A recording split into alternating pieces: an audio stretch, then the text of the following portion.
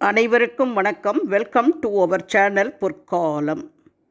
இந்த வருடம் சித்ரா பௌர்ணமி மே 1ஆம் தேதி வெள்ளிக்கிழமையன்று வருகிறது.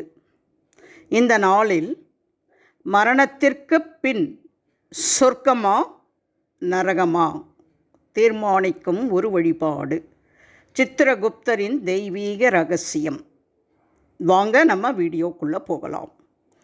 பௌர்ணமி திதியானது ஏப்ரல் 30ஆம் தேதி இரவு 9:51 மணிக்கு தொடங்கி மே 1ஆம் தேதி இரவு 11:07 முடிவடைகிறது. சித்திரை நட்சத்திரமானது ஏப்ரல் 30ஆம் தேதி அதிகாலை 1:11 மணிக்கு தொடங்கி மே 1ஆம் தேதி அதிகாலை 2:41 மணிக்கு முடிவடைகிறது. சித்திரை மாதத்தில் சித்திரை நட்சத்திரத்துடன் கூடிய பௌர்ணமி நாளையே சித்ரா பௌர்ணமி என்பதால் மே 1ஆம் தேதி சித்ரா பௌர்ணமி விரதம் கடைபிடிக்கப்படுகிறது. இந்த நேரத்தில் செய்யப்படும் பூஜைகள் பல மடங்கு பலன்களை தரும் என்று நம்பப்படுகிறது. இந்த பதிவில் சித்திரகுப்தரை எப்படி வழிபட்டால் நம்முடைய பாவங்கள் குறைந்து புண்ணியம் அதிகரிக்கும் என்பது தான் நம்ம பார்க்க போகிறோம். வாங்க நம்ம வீடியோக்குள்ளே போகலாம். சித்திரை மாதத்தில் உச்சம் பெறுபவர் சூரியன். அதேபோல் அந்த மாத பௌர்ணமி அன்று முழுமதியாக திகழ்பவர் சந்திரன். ராஜ கிரகங்களான சூரியனும் சந்திரனும் முழு பலத்துடன் இருக்கும் மாதம் என்பதால் சித்திரை மாதத்தில் வரும் சித்திரா பௌர்ணமி சிறப்புக்குரியதாக கருதப்படுகிறது.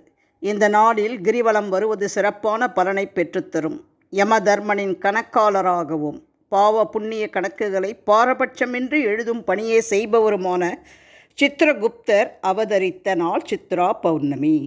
எனவே இந்த நாளில் சித்திரகுப்தரை வழிபாடு செய்வதும் நன்மைகளை வாரி வழங்கும். ஒருமுறை கைலாயத்தில் இருந்த பார்வதி தேவி பொழுதுபோக்காக ஒரு அழகிய ஆண் குழந்தையின் உருவத்தை சித்திரமாக வடித்தாள். அப்போது உலகிற்கு படியளக்கும் பணியை செய்துவிட்டு வந்த ஈசனிடம் தான் வரைந்த சித்திரத்தை பார்வதி தேவி காட்டினாள். அந்த ஓவியம் சிவபெருமானை மிகவும் கவர்ந்தது. அப்போது அவருக்கு ஒன்று நினைவுக்கு வந்தது. விதி முடிந்த மனித உயிர்களின் உயிரை பறித்து பூமி தாயின் பாரத்தை குறைக்கும் பணியை செய்பவர் யமதர்மன். அவர் அதிக வேலைபளு காரணமாக தனக்கு ஒரு உதவியாளரை தரும்படி ஈசனிடம் கேட்டிருந்தார். அது பற்றிய நினைவு வந்ததும் பார்வதி தேவி வரைந்த ஓவியத்தை கையில் எடுத்து அதில் தன்னுடைய மூச்சுக்காற்றை செலுத்தினார் ஈசன். உடனே அந்த சித்திரம் உயிர் பெற்றது.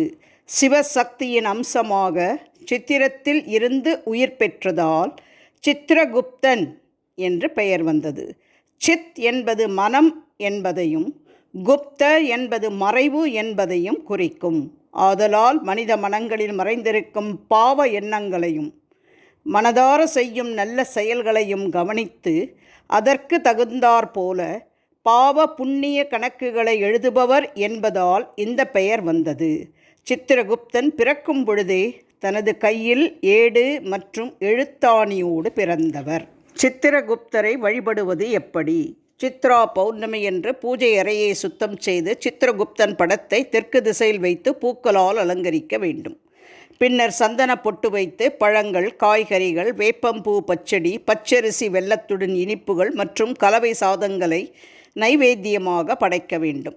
5 முகம் கொண்ட குத்து விளக்கு ஏற்றி மனதில் உள்ள தீய எண்ணங்களை விளக்கி நல்ல எண்ணங்களை புகுத்தி தூப தீபம் காட்டி சித்திரகுப்தனை மனதார வழிபட வேண்டும். இன்று மாலை 6 மணிக்கு மேல் சந்திர உதயத்திற்கு பின் சித்திரகுப்தரின் பாதத்தில் புதிய நோட்டு புத்தகம் பேனா வைத்து இந்த மந்திரத்தை கூறி வழிபட வேண்டும். சித்திரகுப்தரை வழிபடும் பொழுது கூற வேண்டிய மந்திரம்: சித்திரகுப்தம் மகாப்ராக்ஷம் லேகனி பத்ரதாரிணம் சித்திர ரத்னாம்பரதாரம் மத்தியஸ்தம் சர்வதேகினாம். இதன் பொருள் சிறந்த அறிவும் ஞானமும் கொண்டவரும் எழுத்தாணி, ஏடு ஆகியவைகளை கைகளில் வைத்திருப்பவரும் அழகிய இரத்தினத்தினாலான உடையை அணிந்திருப்பவரும் எல்லா உயிர்களுக்கும் நடுநிலைமையுடன் நீதி அரசராக விளங்குபவரான சித்திரகுப்தரே உமக்கு நமஸ்காரம் என்று பொருள். இந்த மந்திரத்தை கூற சிரமப்படுபவர்கள் ஓம் சித்திரகுப்தாய நமகா என்று 108 முறை கூறி சித்திரகுப்தரை வணங்கினால் பாவங்கள் குறைந்து புண்ணியம் பெருகும். வேறெந்த செயல்களை செய்தால் பாவங்கள் குறைந்து புண்ணியங்கள் அதிகரிக்கும் என்பதையும் பார்க்கலாம்.